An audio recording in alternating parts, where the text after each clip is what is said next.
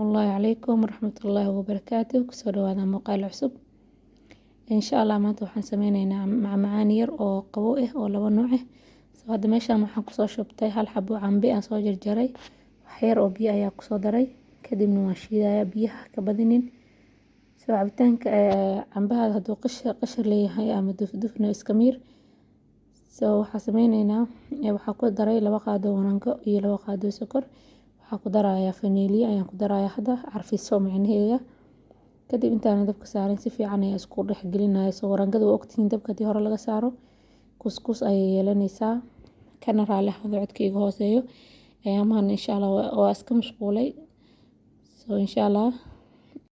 soo hadda waxaan sameeyay weel ayaa ku tiiriyay soo oo igu soo janjeersamo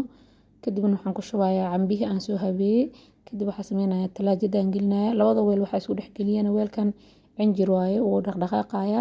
soo marka qaadayo in soo iiga qaloocanin ayaan u sameeyay waxaa ku soo shubay meeshan hal koob oo caano ah iyo nus adiga iska dhig hal koob iyo nus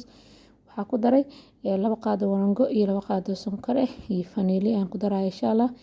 soo dabka saarayna sida ogtihiinba waraangada ay waxa oo waraanga lagu daro dabka waa loo gaabiyaa inta marka koobaad la karinayo soo hadda waa ujeedin wuu soo qaboobay ma nuuxnuuxsanayo soo insha Allah waxaan sameynaynaa waxaan ku daraynaa qaybta kaleeto aan soo diyaarinay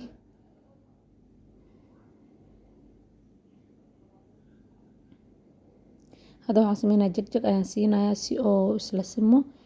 ilaa internet soo gaartay fadlan subscribe saar channelkeena gambaleelka furo si muuqaal walba aan soo gelin oo kugu soo gaaro mahadsanidin soo hadda waxaan sameeyay marka talaajada ka soo bixiyay waxaa ku sharaxay cambe soo intaas waa sameynayay laakiin labadan xabo ayaan intusaayay adinka soo ilaa internet soo gaartay waxaan ku leeyahay aad iyo aad u mahadsantahay intii haysata Allah u barakeeyo intaan haysanin Allah siiyo mac salaamo kulan dambe xiiso leh